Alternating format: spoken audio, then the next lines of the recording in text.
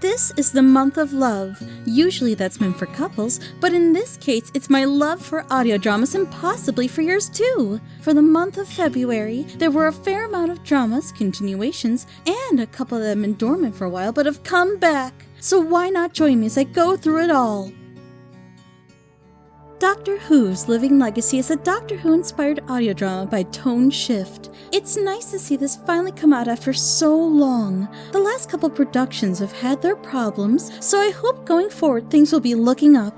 And they better, because this is an amazing Doctor Who series. Episode 1 and 2 covered how TikTok isn't the Doctor, but has inadvertently taken him on in some form. While the Doctor was being drained of his energy by a vampire, TikTok intervened and accidentally inherited all the Doctor's memories and then some, specifically in his ability to regenerate when mortally wounded. He has struggled with his identity for some time and now must face a difficult choice: become the universe's Doctor or stay as TikTok.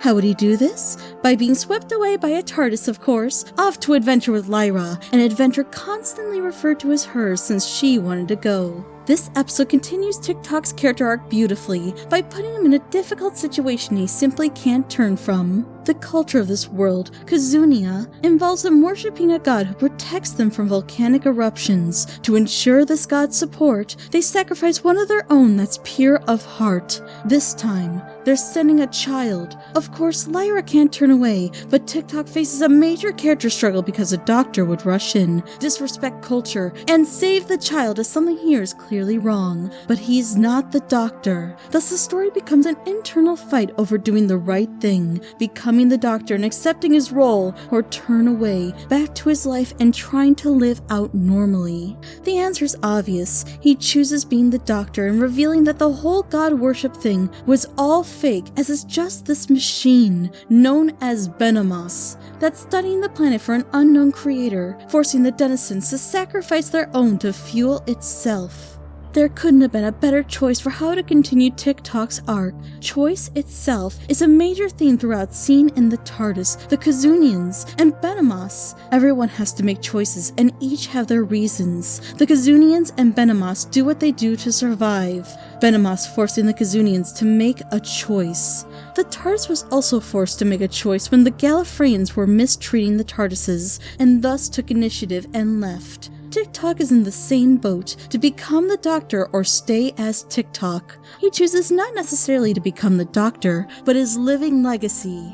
The thing is, he can't do it alone, as Lyra shows when she has to save him from becoming a living battery and, as any good companion does, helps show him the way and puts him on the right path to accept his destiny as the TARDIS forced him to, and Lyra in her want to save the planet and Kazunians. An excellent example of theming and narrative. Everything relates back to one another, pushing the idea, and in a way that perfectly forces TikTok to face something he wanted to hide from for so long. The writing all around is great. It feels like a typical adventure of a new Doctor and works wonderfully. I love the way the world is presented. The world building comes across natural and rich. There's no doubt in my mind this place has been around for a while. Those space whales bring such an otherworldly feel. The fact that many species live on this planet in harmony, how this ritual's gone on for a while, the statues made, every little detail seamlessly weaved in through the dialogue and flow of the story. Characters are as strong as the plot, TikTok in particular with all his build-up. I love how the TARDIS has so much personality, and how that's attributed to her model, or how they were welcomed upon coming to the planet, or Mito and how sweet and understandably scared he is, as we worry for him as Lyra and the Doctor do. There were a lot of great moments with the characters, from the TARDIS conversation, to Lyra exploring the festival's food, to, of course, TikTok's big speech. Despite not having the history the Doctor does, and how that often comes up in his big speeches, you can still feel the weight of his words and know he's not going down so easily. If I had to have a complaint, I'd say there were some things off in the delivery here and there. I felt there were situations where the VA for Lyra Kenzie VA could have had stronger delivery. In comparison to the rest of the cast, she could have been a little more emotive. Not all around, but in some of the softer scenes that were high in emotion, like the TARDIS, could have used a slight oomph in the expression. She had a lot of great moments of expression. I especially loved when she was eating and gave off this great that captured her love of what she was eating. Geeky Sonic, TikTok's VA, also had a moment or moments of strange delivery, specifically in the beginning in how he said, "Didn't you look outside?" It feels a bit slow or too evenly spaced in delivery, even oddly stressed, if that makes sense. It kinda sounded like this to me. "Didn't you look outside?" He was a stand-on and did an amazing job. Anime Lottie also did great as the voice of the TARDIS, or the lady as that's the voice the TARDIS took. Another standout. The rest of the VAs did fantastic, from Mito's voice actor, Snivy G. Absol, Vemit's voice actor, Nick Nack, Mito's parents done by Lumina Starlight, and Tone Shift, as well as Tone Shift's other roles. I especially love the voices for Mito's parents as they capture that parental feel, or Mito's nervousness to childish happiness. It had this awkward feel and it came across well. And the voice for Venomoth by Tone Shift sounded perfect. This brings me to the sound effects, which were fantastic. Those whale sounds were wonderful, and how well everything was conveyed. You were brought into this world and not taken out for a second. The production was well done, everything could be heard clearly, and I have no complaints. If you have never listened to this series, you must watch it. Easily in the top 5 audio dramas out there, and I doubt that will change anytime soon. This is perfect for any Doctor Who fans out there, and even if you're not into Doctor Who, this is still a great drama any sci-fi fan can get into. With excellent writing, strong cast, and fantastic production, there's no reason you shouldn't go and see it the first chance you get. The Destiny's Calling is a drama made by Queen Callista that focuses on a murder pinned on Flurryheart. It's currently on its 3rd episode and working on producing episode 4. I had a hard time figuring out how to talk about this one, because how do you talk about something that you're conflicted about? From a technical perspective, this is a poor audio drama. From an entertainment perspective, however, it's one of the most entertaining and enjoyable dramas out there. Remember last month when I talked about the crystal moon and unintended humor? That's Destiny's Calling in a nutshell, and I mean that in the most loving and caring way. I adore this series because it's so bad that it's good. There are few audio dramas that can make me laugh so hard and put me in a good mood. It hits that perfect sweet spot that's so hard to hit when a production isn't good. It's not painful or boring. It's wonderfully fun in how bad it is. Please don't take that badly. I'm not trying to be mean or anything. People, like me, love stuff like this and have been known to develop strong and loving cults following The Room and Birdemic, and if you're looking at it like this, then it's well in that spectrum. I want to get that out right now because I will be criticizing this and going over what's wrong and why it's not working as intended. In all honesty, I'd rather it stay exactly as it is. It's perfect. I worry about Callista watching this and the series being ruined because she tried to fix these issues or tried to lean too hard into it being bad, like what happened with Birdemic 2.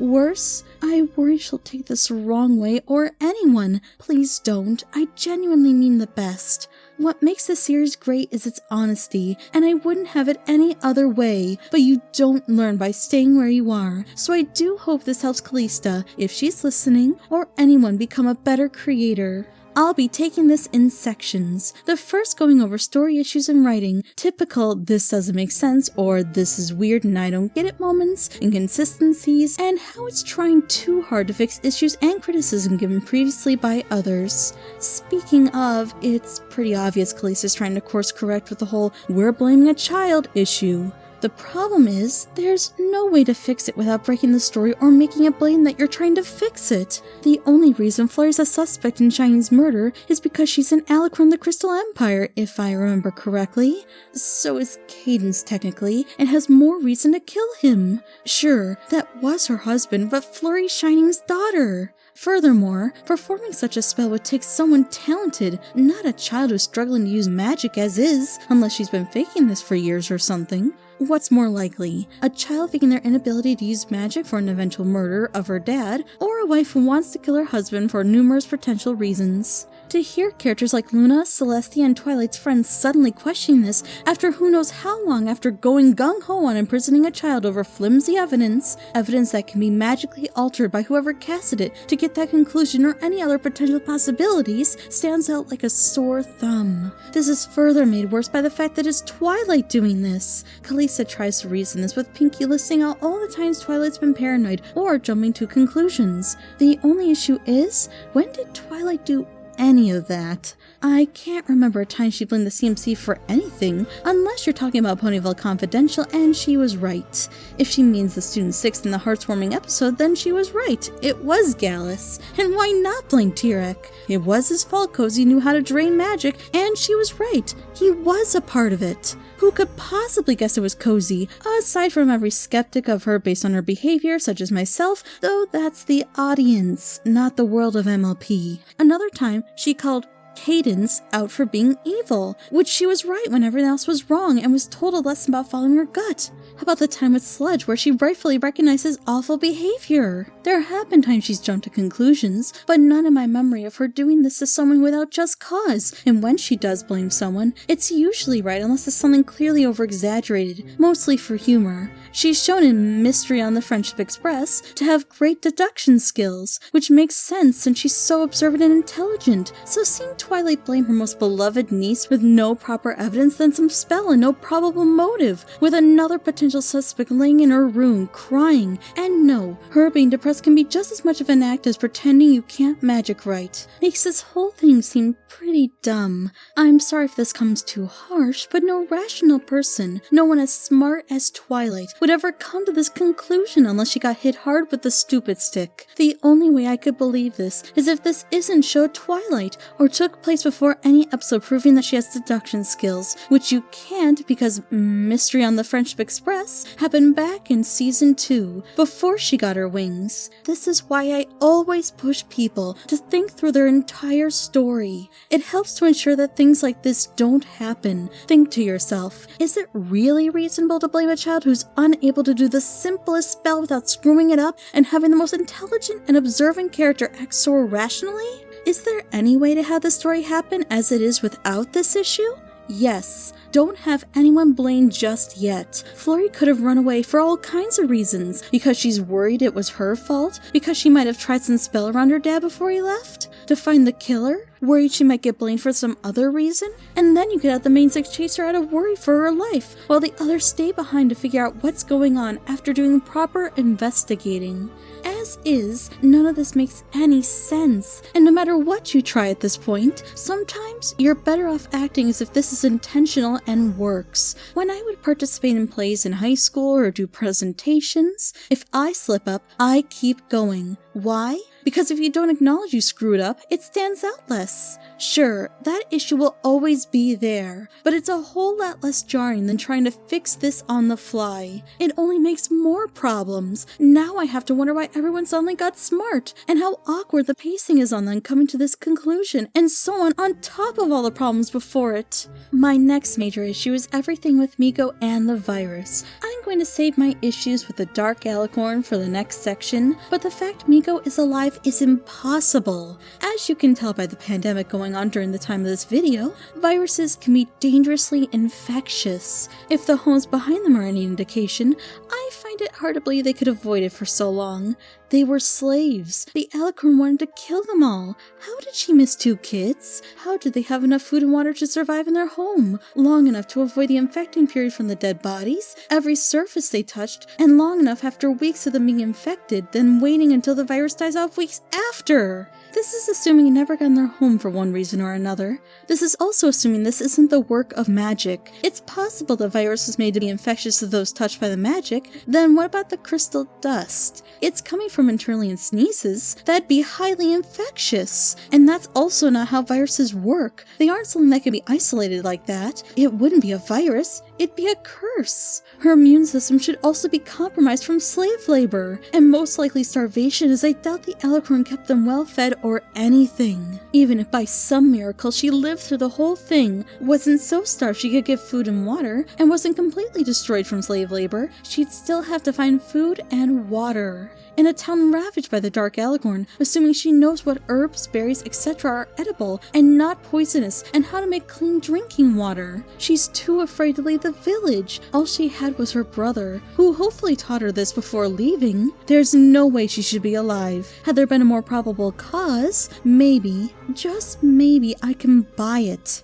I'm left with the conclusion she's lying, or is this Dark Alicorn in disguise? The solution to this isn't sitting Flurry down explaining every little detail, but altering the story to explain what she did after, or the precautions used to help them survive would be enough and would be reasonable and natural to explain, while Miko's telling her story. I still doubt it, but it'd at least be less glaring than it is right now. The next section will be things that are just plain funny, and that they aren't necessarily wrong in the same way as the last section, but they stand out and make it hard to take anything seriously. There are so many moments I had to pause the video because I couldn't hear it over my laughter, and most of that came from the dialogue. The previously on Destiny's Calling playing Linkin Park's In the End. Using music that's often memed, especially in the end, makes anything you're trying to make serious that much funnier. How the series talk about Flurry cause to Blue Flare talking about Avengers Endgame, a thing that shouldn't exist in Equestria by any means. And then I believe her name is Crystal Nada, is like, shouldn't we be worried about Flurry? And Blue Flare is like, oh yeah, well, we can't do anything, so whatever. And that is just the funniest exchange. If my friend was in danger, the last thing I'd be thinking about is Avengers Endgame because there's nothing I can do. Furthermore, including real-world stuff like this is classic bad fanfiction, and I love some good bad fanfiction material.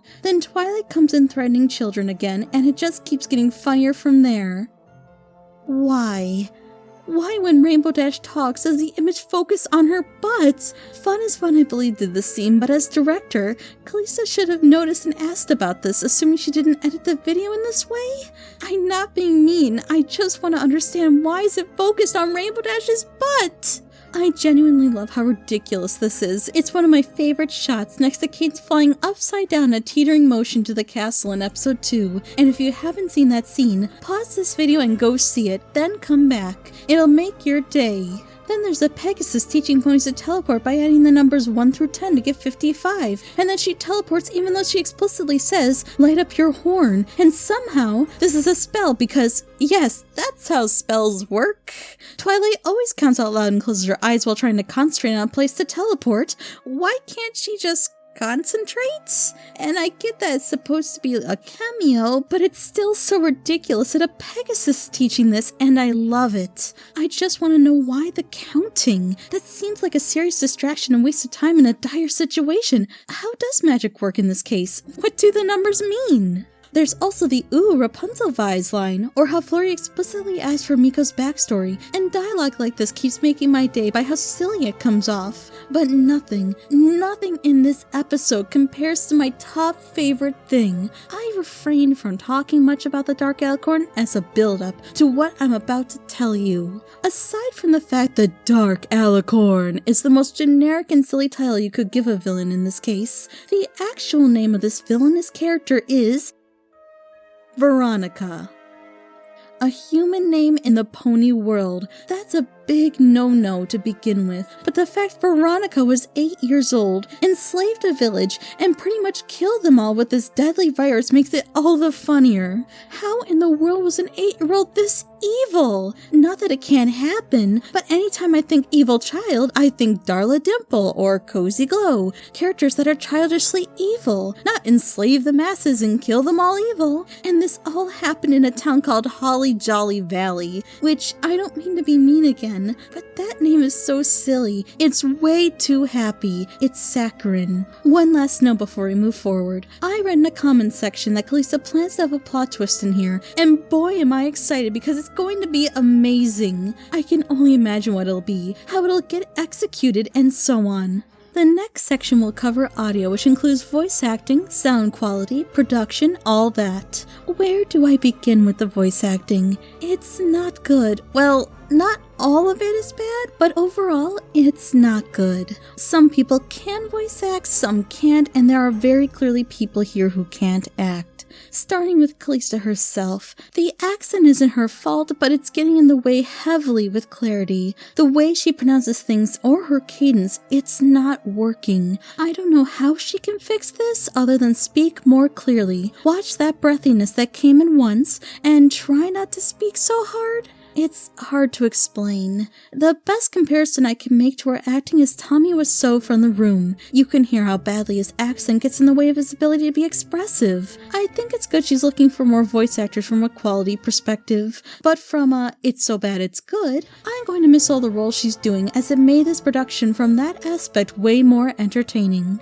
This is kind of irrelevant, but it's clear Celia is dealing with the dreaded monotone as Miko. An easy fix is more inflections and expressiveness in the acting through exaggeration as well as clear speaking. A lot of my issues between her and Calista really shine in the singing, as it's clear singing is not their strong suit. I'm sure with practice it'll get better. MLP Lunar Rose as Twilight and Luna was problematic. I had to listen through the "none of you understands me, don't you" many times to hear that it wasn't "none of yous understands me, don't you." One thing to work on is clarity, not overpronouncing things or getting so airy and pushing your voice that you're unintelligible. Her mic also seems to be screeching and peaking when she gets mad, which can easily be fixed by turning down the recording volume. And remember to be expressive. Watch the monotone on Luna.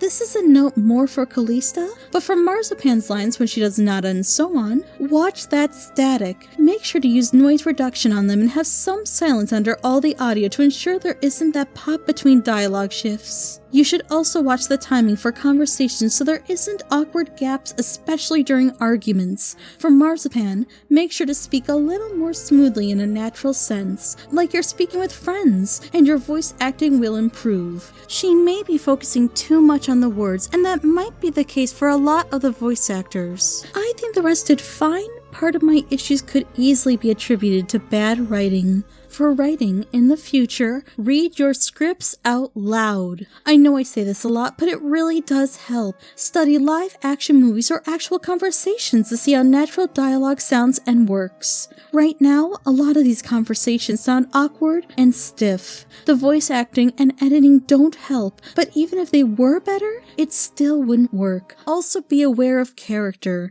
I don't feel much character coming from the dialogue. An easy fix would be to write out the character traits of your characters and think, how can I incorporate this trait or traits into how they speak or act? Having a reminder of who they are can help in writing dialogue. You can always refer to the show as well as the canon characters. I think the sounds could be better and maybe match the visuals a little better. Speaking of the visuals, the art is all over the place. It's kind of funny to see the backgrounds go from live action to painting to pixels to show. I get drawing backgrounds isn't fun and it's not for everyone, but try to find something that matches your style and credit the original creator. I'm sure most of these are free to use, no problem, but just in case, you should. And try not to have so many styles in one scene like the first one. The way it jumps around is jarring, not to mention the art from Crazy Pony Lover. Watch for Twilight eating her mane. I don't want to go too far in artistic critique, as I'm more concerned about the audio and writing,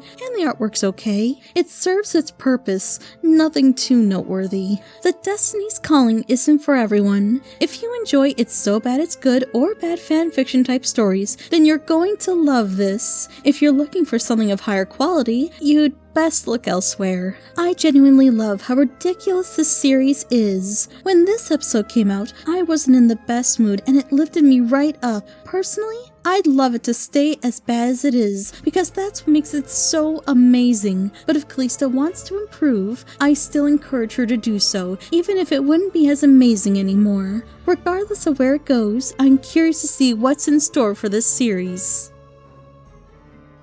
Follow Equestria Dead Tree, the official audio drama made by Shotgun Angel Productions, and is an adaptation of Fiora the Tank Girl's fanfiction of the same name. As of recording this, there are 2 episodes and a blooper reel from the first episode released. For this month's review, I will be looking at the first episode, and for a first episode, it left a strong impression. This comes off to be an interesting story thus far. I've yet to hear this type of vault where fillies were being experimented on, changing coat color, or even these memory orbs. That all sounds fascinating, and using the first-person perspective of the story was an excellent choice, and well utilized throughout. We learn information as Sunrise does, and seeing as she has no idea what's going on as we do, this works perfect for the audience. I love how information is presented, as it leaves a lot of questions that we know will be answered someday, or if not, wouldn't be detrimental, as a lot was suggested that gives the audience enough information to follow. My most intrigued moments come from a supposed memory loss, Pink, who's in her mind leading and pushing her, whenever Sunrise covers knowing or having something she has no idea how she got or where she'd remember doing something, and the screen coat thing. There's also how she got into the situation with the group she did. That moment was well presented, and everyone introduced well. We get a clear sense of who everyone is, and a bit of their personality while leaving enough room for later development and character building. It's clear there's going to be a lot of great character interactions going forward with such a diverse and interesting group. What's great is how information about them gets presented through the dialogue and character description via the narration, which gives you the right amount to give you an idea of what's going on, where you are, and subtle details that people can work out for themselves, such as Chifundo talking to nothing and introduced as a shaman, which subtly suggests he talks to the dead, supposedly whoever those skeletons in the water belong to. My favorite was how Corners explained why she was in the box without explicitly explaining it by saying the box protects, which also adds to the character. Even in the narration, such as describing the wet, clumped wingtips of the griffin, suggesting he won't be flying anytime soon, cleanly clarified by Sunrise's internal commentary. There were things that didn't need to be stated that would need to be said in written form that were already expressed by the voice actors. I'm aware this is more of a direct adaptation with some changes here and there, but it can be an 80-bit distracting for me when you know another one is out there that removes it, and it flows so much better because of it, and with this one having the production it does. I love the cast thus far, from Corners, a pony in a box supposedly, who interacts with Sunrise, pressing herself into her, or other restricted gestures that give so much character, and voiced wonderfully by Madeline Gosshorn, to the gruff sand dog Buddy, whose voice and its delivery gives so much to the character, the voice actor being Mike Carney. There's a clear clash in personality such as Nyota, voiced by Skybolt, clashing with Elgasil, a griffin regulator, done by Josh Scorcher, which will lead to future conflicts between them. Of course, there are characters that help balance this out, such as Buddy, or the calm and collected shaman Chifundo, voiced by Forrest Rain. It's clear a lot of great talent was brought in to voice them, as I've been covering, which also includes the narrator, Fauna Joy, who has a fantastic expression that adds to what's being covered, or Pink, voiced by Aramau, the fiery secretary who captures her energy perfectly. Each voice actor brings a lot to their role, but I will say Wandering Sunrise, voiced by Inky Notebook, whose character shone the brightest through her performance. Every emotion and response came across beautifully, and it was a joy to hear her speak each time. The production is amazing, and not just the voice cast. If you remember from last month's review, I talked about my issues with sound in the second part of the Unexpected Love Life of Dust Shine's adaptation. This is a great example of how to keep consistency. Sounds are used to maintain atmosphere, used to emphasize certain details. Walking sounds aren't used, and this is kept consistent. The sounds work great here and help keep you grounded in the world as you listen, and the sounds that are used are a lovely touch. So far, this adaptation has been a wonderful listen. It's certainly not for everyone, but it's a good listen. You can tell this was based on a D&D campaign from the environment, the situation these characters were placed into, and the Game Master's dialogue at the end. This was mentioned in a footnote at the end of the first chapter of the fanfiction. If you're a fan of Fallout and D&D, this is definitely for you. If you know the basic details such as the bombs falling, vault testing, and the war with the zebras, you should be good to give it a try. I can't wait to listen to the future episodes, which are said to come up bi-weekly, or I suppose within a few weeks of one another, so keep an eye out for more of this top-notch adaptation. The long-awaited Part 2 of Dr. Whooves and Assistant, Episode 12 is here. Created by Ponies with Pockets Productions, the first part left us with an interesting mystery which has now been answered. Unfortunately for the Doctor, it's not werewolves. Just a reminder that this contains spoilers for the episode. If you want to go in without spoilers, go watch the episode and come back later, or skip ahead and return to this part when you've seen it. What an exciting conclusion! Of course the maid did it. It's always the maid or butler. I love the ending so much. It was emotional, impactful, interesting, and so good. This series keeps on getting better with each episode. It turns out the estate owned by the Baker Bells was taken from this group of gypsies long ago, and the maid, Primrose, is a descendant. These monster attacks and wolf hollowings were actually ponies who had eaten the special flower that made them go and act like wolves, in such a way Primrose could control. It turns out they made a deal with a fragment of Nightmare Moon that's infected poor Primrose, and said fragment is trying to build an army. All of this is well presented and built up so beautifully, as any mystery should. It makes sense with a name like Evening Primrose. The specific phrasing she used when giving the Doctor those cookies, how she had a hold over the Baker Bells, how their goods kept the ponies hooked while having nightmares, and how it concludes with a solution being found in the song Basil knew from Primrose singing it to him. What makes it such a good mystery is how all the evidence builds, how it's figured out, but more importantly how the audience follows and figures everything out alongside the cast. I put together when the Doctor was eating those cookies. It was pretty obvious by that point, especially when he started acting like a dog. Hearing Hemlock putting it all together was amazing, especially with the cure portion, the song and the ingredients within, or how the song was used throughout both parts, even those nightmares. Good mysteries leave behind breadcrumbs. One of my favorite aspects is Basil and Primrose's relationship, how important she was to him, how she wanted to protect him, but more importantly, Basil's horror at what's transpired, sending Primrose through serious emotional turmoil, her guilt over all that's happened. The fragment was the big perpetrator in all of this. Though that's not to say that Baker Bells and especially Primrose are entirely innocent, but things are left on an open note as to what will happen. The character interaction was great in this, between the Doctor's more loose and excitable behavior clashing with Hemlock's stern focus, how his assistant balances out Hemlock, or how poor TikTok had to deal with Wolf Derpy. I also love the relationship between Primrose and Basil as mentioned. Basil was the standout with his struggles, his worries for his family. Primrose herself is a fun character, her playing the role of loyal maid, her turn revealing who she really is, the fragment taking over, even her own struggles. She was such a great character.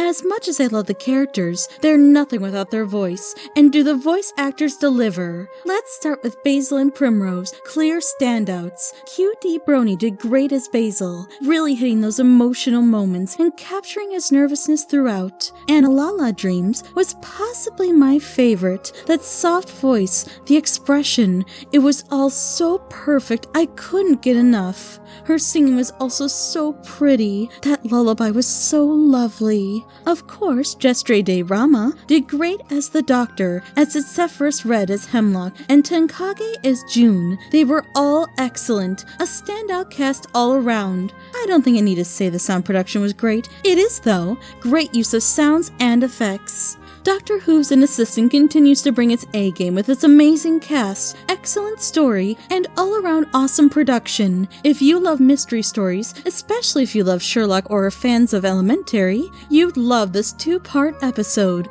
I highly recommend this series, though I feel its first, I think 6-ish episodes were weak. The later ones show how great it can be, especially episode 11. I can't recommend that one enough. It's outstanding. Go watch it if you haven't already. Force brings another 2 episodes of Fallout Equestria Lost Audio Files this month. Dirk Mustang and Unknown Wagon Puller. As per usual, great production all around for those who haven't seen the first time I talked about this series. Force is known for making immersive environments through audio editing, and these are no exception. Dirk Mustang is the typical hunt for some long-lost treasure that's really important, and we all know it's a lie or not what's expected. There's no hiding it, it's way too obvious, but that ends up working in its favor. Of course, it builds up to the moment, Dirk struggling to get there, nearly dying, only to discover the lost treasure is coal. For those unfamiliar with the lore of Fallout Equestria, the war that led to the world becoming what it is was over coal. The zebra and ponies were fighting over this, with the zebras having control over the substance, and seeing as the world of MLP isn't as technologically as advanced as ours, coal's pretty important. It makes sense that this treasure is actually treasure.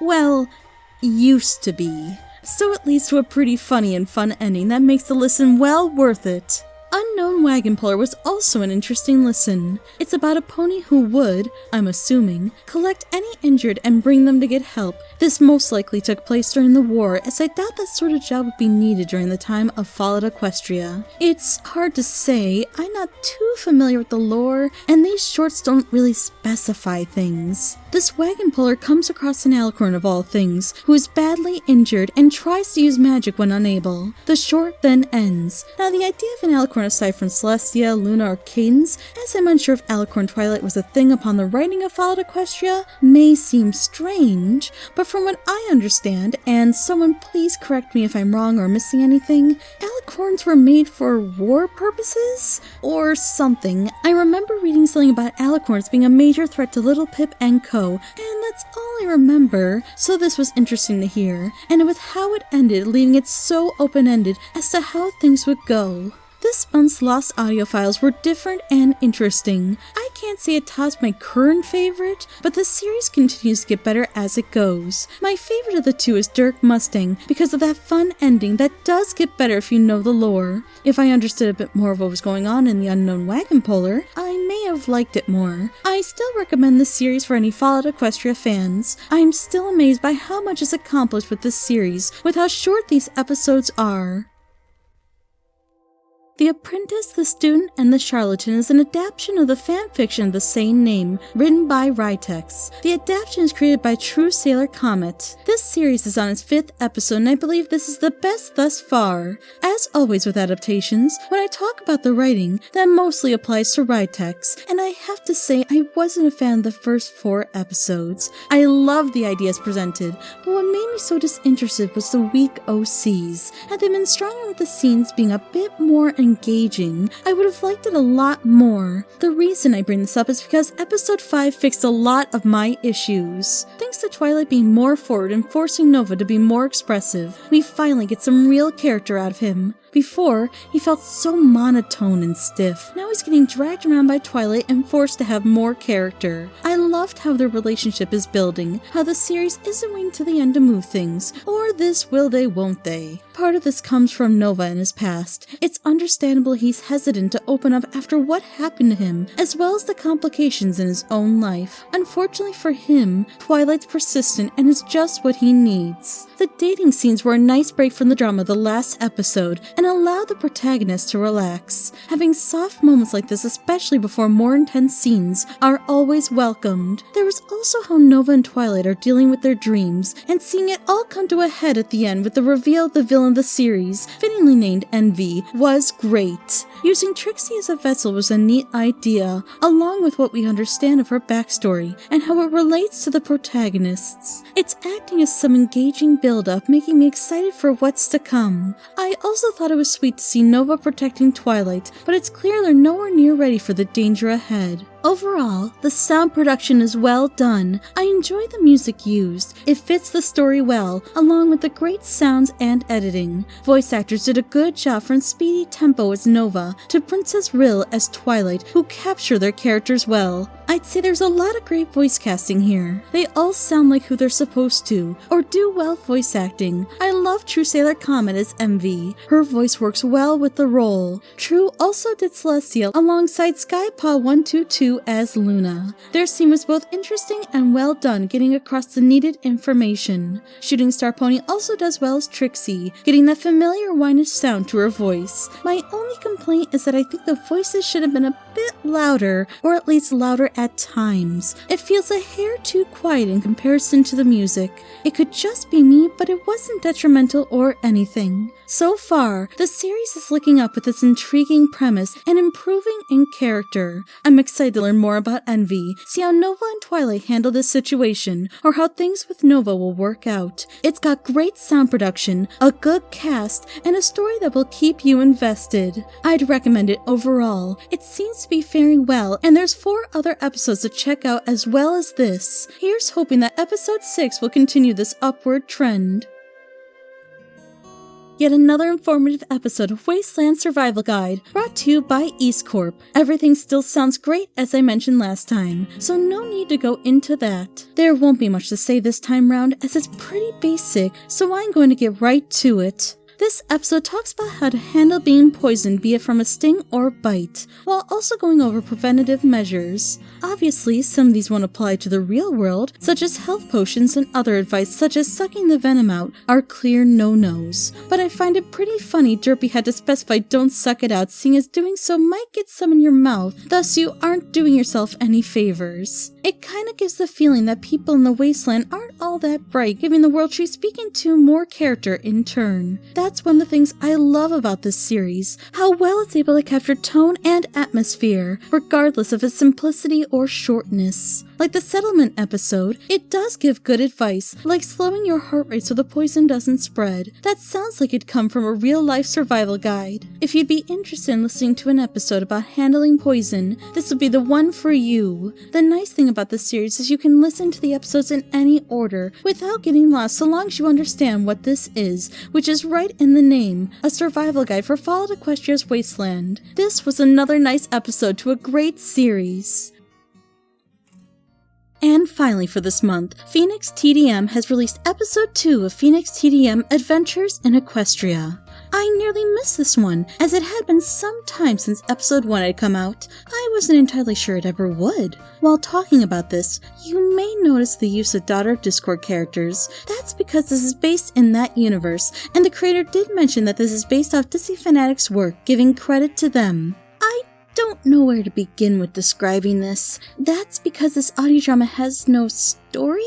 Yes, things happen, characters go to places, interact like you'd expect from a story, but the presentation feels more like bullet points than an actual story. Okay, it's time for school. Look, I got my cutie mark on the first day of kindergarten by hugging and making a friend from sharing interests. Time to go outside. There's a bully. Another cutie mark because the bully finished his test really fast. This goes on, and none of this feels natural. I barely get a sense of the characters as they feel so stilted in their writing, not helped by the voice acting. There's also the fact that they barely get much of an introduction or chance to express themselves. None of these characters sound like kindergartners, nor are they written like them. The parents barely act like parents aside from the generic time for bed and go to school, here's breakfast. For some reason, the dad asks the kids what they want to do and they just do it, going to a party palace for some reason.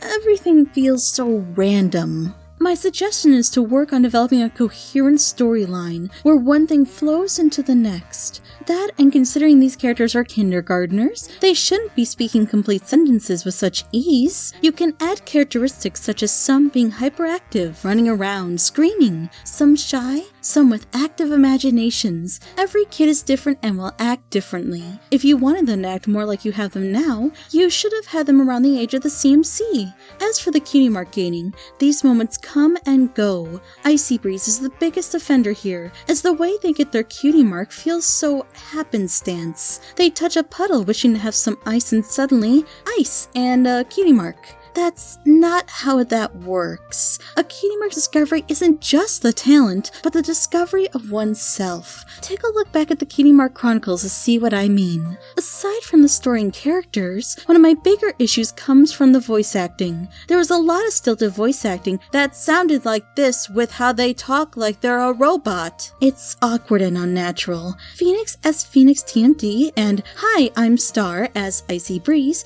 did the best out of everyone. The expression was there, they were clear. I'm assuming Phoenix is the director. They should consider sitting down with the VAs and giving them some direction on how to voice act.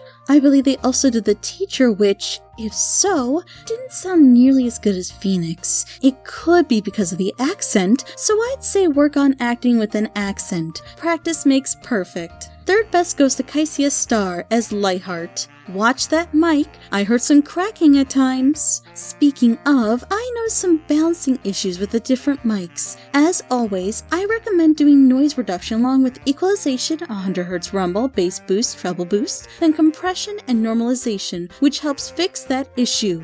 All things you can find in Audacity. You can always apply these to the recordings there and then bring them into your editor and watch the balancing to ensure one's recordings aren't louder than another. Otherwise, I was pleasantly surprised to hear a fair use of sound effects. At times, I felt they were too quiet, so I'd recommend turning them up somewhat. There was also the time where birds were chirping while the characters were indoors, which I thought was strange. I'd also have a doorknob turning sound effect when the characters are opening the door. It helps to give the feeling of someone opening the door a bit more. Finally, those eating sounds come off awkward. I'd recommend, instead of having your voice actors make those sounds, to use things like scraping plates, clinking silverware, or have characters talking with food in their mouth on the occasion, especially if that sort of action would fit their character. From what I remember, as it's been some time since I saw the first episode, this is an improvement. I wouldn't say this is for everyone. If you're alright with a bullet point-like story and want to see a simple slice-of-life audio drama with kindergartners, I suppose this is worth a try. Otherwise, I'd wait and see if any improvements are made with episode 3. My biggest concern is the story falling into tropes, such as the bully bullying Phoenix because they love them, which would be concerning if that did happen considering, the others following too closely to Daughter of Discord. You can already see this with the bully character, the main character making lots of friends on the first day. Taking place in Ponyville School, all the events taking place in the second episode that are similar to Daughter of Discord's, or the fact that the main character is a baby sibling, regardless if the character has a third sibling already. Still, I do hope the best with this series, as it could be pretty cute if it improves.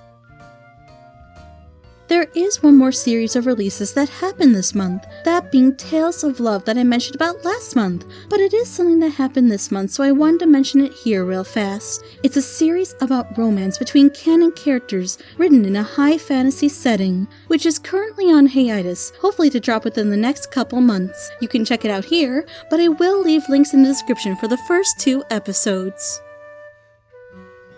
That's all the audio drama releases for this month. Let's take a look at the updates, sneak peeks, trailers, and casting calls of this month.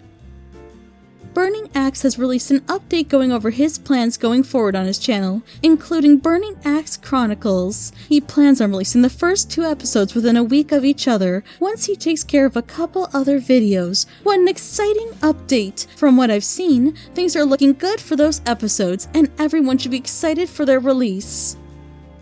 It's sad to say that with the release of the final part of episode 12, Dr. Whooves and Assistant will no longer release official episodes. It's become too hard for them, but they will try to release script readings like they did for the first episodes. This is completely understandable. Producing things like this takes a lot of time and work, not to mention the lives people have behind the scenes. Thank you, Ponies with Pockets Productions, for the years of Dr. Who's adventures you've given us, and I wish you the best with your future productions. If they're able to release these script readings, I'll happily cover them as I would any episode.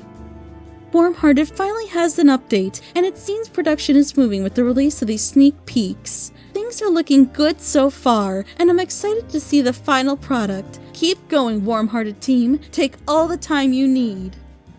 We released a sneak peek for episode 2 of Conquest on this channel, showcasing a casual talk between Chrysalis and Nightmare Moon. Link in the description. Beyond Us has released its first trailer. It seems to be about Flurry Heart and her sister? It's hard to say as the trailer is so vague, but what is there seems interesting. Why not check it out? Rise of the Sisters has released a trailer for episode 2. It looks pretty dramatic with the music and the editing, and seems to be about loss and finding family. There's clearly a lot that will be happening with this episode, so check out the trailer and keep an eye out for the release. The Pony and the Changeling is finally getting itself back in the game with the release of this trailer. Looks to be a Beauty and the Beast type story featuring Applejack and a Changeling. If you're interested in helping out, there's a casting call going on. Though the results were posted, the following positions still need to be filled: Sweetie Belle, Twilight Sparkle, Rainbow Dash, Spike, and backups for Trenterhoof and Rarity. If you're interested, please go to Aaron's channel for more information on how to audition. Rise of the Sisters is in need of artists. I don't know if this is closed or not, but audio dramas tend to need artists no matter what. So why not see if there's any place you can help? Destiny's Calling has released a casting call for episode 4. The deadline is passed, but you're more than welcome to go and see if any more help is needed. That's all the audio drama goings-on for this past month. Be sure to check everything out. All links are in the description. If there's something I missed, be it a casting call, drama, what have you, and you would like to hear me talk about it, send it through the comments or through a note on DeviantArt. I have all the stipulations and such linked in the Google Doc below if you're not sure if yours does or doesn't count. Otherwise, I'll let you know. Thank you so much for watching, and have fun listening and helping out with these awesome productions.